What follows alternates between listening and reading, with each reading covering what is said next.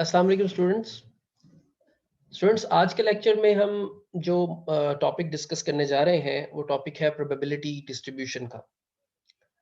Probability distribution सीखने से पहले या इसकी इम्प्लीमेंटेशंस करने से पहले ये ज़रूरी है कि हमें बेसिक प्रोबेबिलिटी का आइडिया हो, जो हम पहले पढ़ चुके हैं।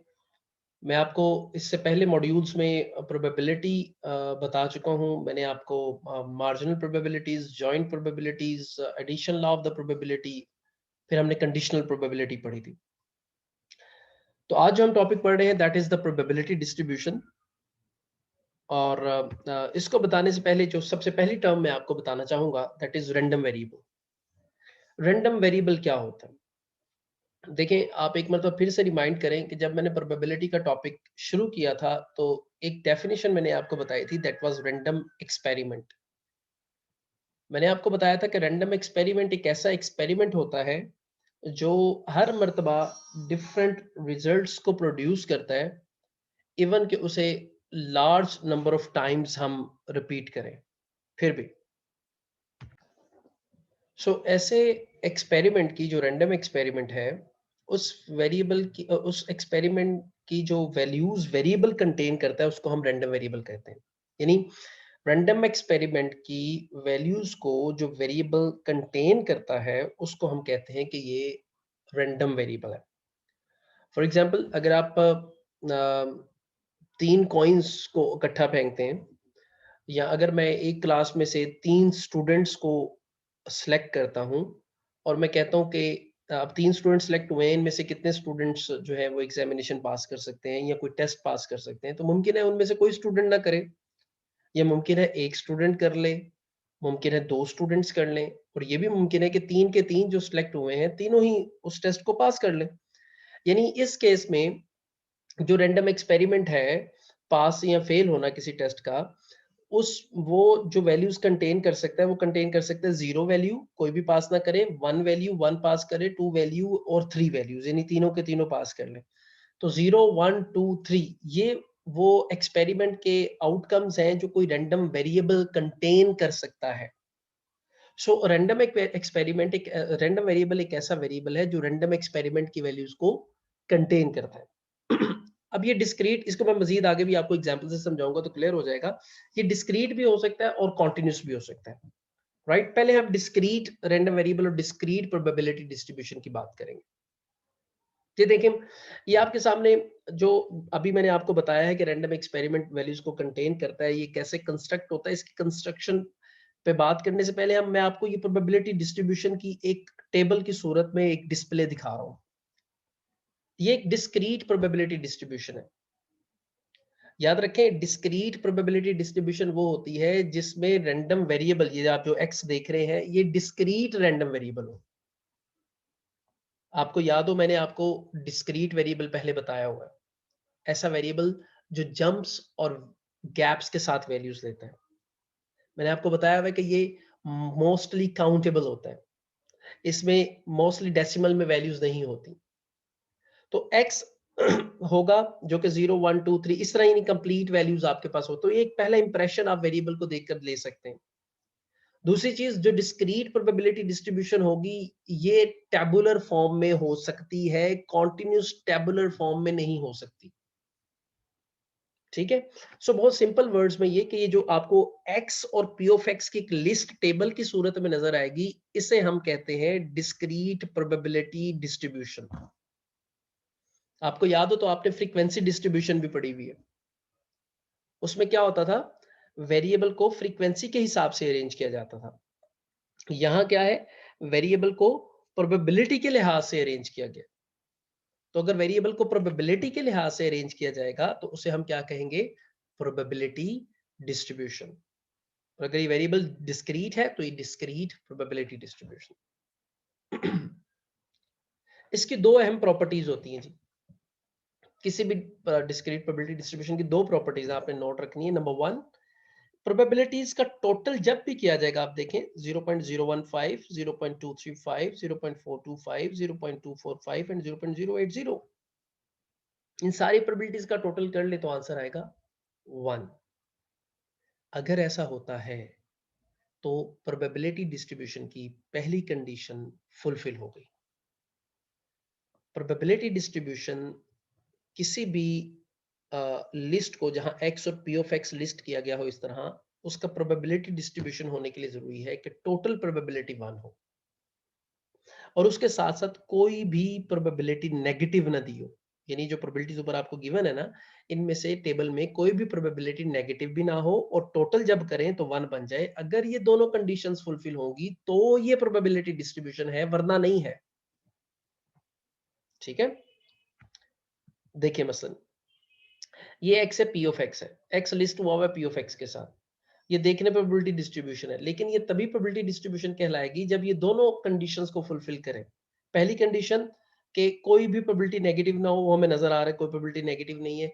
दूसरी कंडीशन टोटल प्रोबेबिलिटी 1 हो। आप इसका टोटल कर लें 0.25, 0.34, 0.28, 0.13, ये टोटल 1 नहीं बन रहा, 1 से ग्रेटर है या अगर लेस है तो ये प्रोबेबिलिटी डिस्ट्रीब्यूशन नहीं है। सिमिलरली ये दूसरा टेबल देखें, 7, 8, 9 x है, p ऑफ x है 0.7, 0.5 और माइनस 0.2, टोटल कर लें 1 बन रहा है लेकिन एक प्रोबेबिलिटी नेगेटिव है, so it can not be a probability distribution. Probability distribution होने के लिए जरूरी है कि दोनों कंडीशंस फुलफिल हो, यानी टोटल प्रोबेबिलिटी का 1 हो और कोई भी प्रोबेबिलिटी नेगेटिव ना हो। ओके इतना देखने के बाद कि डिस्क्रीट प्रोबेबिलिटी डिस्ट्रीब्यूशन क्या होती है, अब हम इनसे छोटे-छोटे से जो क्वेश्चंस आपको पूछे जा सकते हैं वो मैं आपको बता देता हूँ। ये following table list the probability distribution of the number of the breakdowns per week for a machine based on the past data. ये एक प्रोबेबिलिटी डिस्ट्रीब्यूशन आपको दे दी गई है, उसने बताया कि ये प्रोबेबिलिटी डिस्ट्रीब्यूशन है जो गिवन है। Present this probability distribution graphically, no problem, अभी हमने इसे नहीं देखा, हम सेकंड पार्ट पर गौर करेंगे। Find the probability that the number of the breakdowns of this machine during a given week exactly 2, 0 to 2, more than 1, at most 1। Simple बात ये है कि अगर आपसे प्रोबेबिलिटी पूछी जाए कि ब्रेकडाउन्स पर वीक 0 है, तो क्या प्रोबेबिलिटी है? तो उसके सामने जो प्रोबेबिलिटी प्लेस है 0.15। अगर कहा जाए ब्रेक डाउन पर वीक 1 है, उसकी प्रोबेबिलिटी बताएं, तो उसके सामने जो प्रोबेबिलिटी है 0.2। अगर कहा जाए एग्जैक्टली 2 है, तो उसके सामने जो प्रोबेबिलिटी है 0.35, एग्जैक्टली 3 है 0.30। अच्छा, अगर कहा जाए लेस देन 2, लेस देन 2 में क्या क्या आ रहा है? 1 एंड 0। तो 1 एंड 0 की प्रोबेबिलिटी को प्लस कर देंगे, याद रखें। जो लेस में आ रहा होगा उन सारे की प्रोबेबिलिटीज को प्लस कर देंगे। यानी प्रोबेबिलिटी लेस देन 1 से क्या मुराद है, सॉरी लेस देन 2 से क्या मुराद है? 0 और 1, और 0 और 1 में प्रोबेबिलिटी आ रही है 0.15, 0.20, इनको प्लस करेंगे 0.25, 0.35, 0.35 is the probability. Greater than more than 1 कर देंगे 2, 3, तो इन दोनों की प्रोबेबिलिटीज को हम प्लस कर देंगे 0.65। ठीक है। आपको कहा जाए 0 टू 2, ये देखिए सेकंड पार्ट देखें, 0 टू 2, 0, 1 और 2, ये 0 भी शामिल है, 1 भी शामिल है, 2 भी शामिल है, तो 0.15, 0.20, 0.35 की प्रोबेबिलिटीज को प्लस कर देंगे। यानी एक प्रोबेबिलिटी डिस्ट्रीब्यूशन से आपको डिफरेंट किस्म की प्रोबेबिलिटीज पूछी जा सकती हैं, जिसका आंसर आपको इसी टेबल से देना है। आपको कहा जाए 1 टू 3, 1 टू 3 की प्रोबेबिलिटी निकालें। 1 टू 3 की प्रोबेबिलिटीज क्या? 0.2, 0.35, 0.30, इन तीनों को प्लस कर दें। आपको कहा जाए जैसे यहाँ मोर देन 1, मोर देन 1 में क्या क्या आता है? 2 एंड 3, तो 2 और 3 की प्रोबेबिलिटीज को प्लस कर दें। एट मोस्ट 1, ज्यादा से ज्यादा एक, ज्यादा से ज्यादा एक से मुराद है एक और उससे कम, एक और उससे कम 0, एक और उससे कम में 0 और 1 आते हैं, तो 0 और 1 की प्रोबेबिलिटीज को प्लस कर दें। एटलीस्ट 1 कहा होता, एटमोस्ट की जगह कहा होता एटलीस्ट 1, एटलीस्ट 1 से क्या मुराद है? कम अज कम एक, तो उसमें क्या आ जाना था? 1, 2 एंड 3, यानी कम अज कम एक से नीचे नहीं जाना, एक से ऊपर जितने भी हैं 1, 2 और 3, उनकी प्रोबेबिलिटीज को प्लस कर दें। याद रखें जब भी एटलीस्ट होता है, एटलीस्ट का मतलब होता है वो जिसके यानी एटलीस्ट 1 है तो जो वर्ड लगा हुआ है एटलीस्ट वो नंबर और उससे ऊपर वाले, और एटमोस्ट का मतलब होता है वो नंबर और उससे नीचे वाले, यानी वो नंबर भी शामिल होता है। तो इस तरह की डिफरेंट आपको प्रोबेबिलिटीज पूछी जा सकती हैं, जिनकी मैं आपको अभी प्रैक्टिस भी बुक से बता दूंगा, वो भी आप देख लीजिएगा। तो ये लिखने का तरीका भी यहाँ पर देख लें कि अगर एग्जैक्टली 2 है तो आपने इस तरह से लिखना है प्रोबेबिलिटी एग्जैक्टली 2। यहाँ से देख लें क्या आंसर है 0.35। प्रोबेबिलिटी ऑफ 0 टू 2, 0 टू 2 की प्रोबेबिलिटी निकालनी है, 0 1 2 की प्रोबेबिलिटीज को प्लस कर दें 0.7। ये इस तरह से आपने इसे आंसर को लिखना करना है। आपने इस ये जो अभी तक मैंने प्रोबेबिलिटी डिस्ट्रीब्यूशन का और इसका बताया है, जो बुक आपसे मैंने शेयर की है इंट्रोडक्टरी स्टैटिस्टिक्स बाय प्रेम एस मान की, उस बुक के पेज नंबर 199 और 200 पे क्वेश्चंस 5.10 टू 5.15 करने हैं आपने।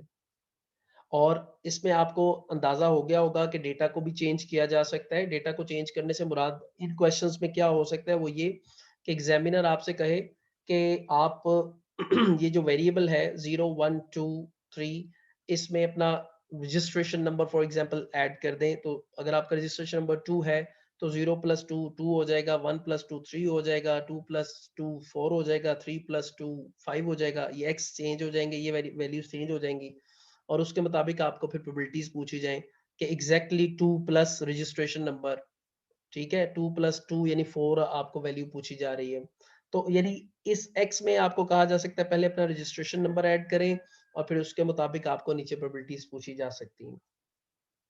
इसमें डेटा चेंज से बस यही मुराद है। तो यहाँ तक स्टूडेंट्स हमने प्रोबेबिलिटी की जो प्रोबेबिलिटी डिस्ट्रीब्यूशंस जो हैं उनकी जो बेसिक है कि डिस्क्रीट प्रोबेबिलिटी डिस्ट्रीब्यूशन की किस तरह का फॉर्मेट होता है और उससे हमें किस तरह का क्वेश्चन पूछे जा सकते हैं, वो यहाँ तक मैंने आपसे डिस्कस कर दिए। अब अगले सेगमेंट में मैं प्रोबेबिलिटी डिस्ट्रीब्यूशन को यूज करके मीन और वेरिएंस कैसे फाइंड आउट करते हैं वो आपको बताने वाला हूँ।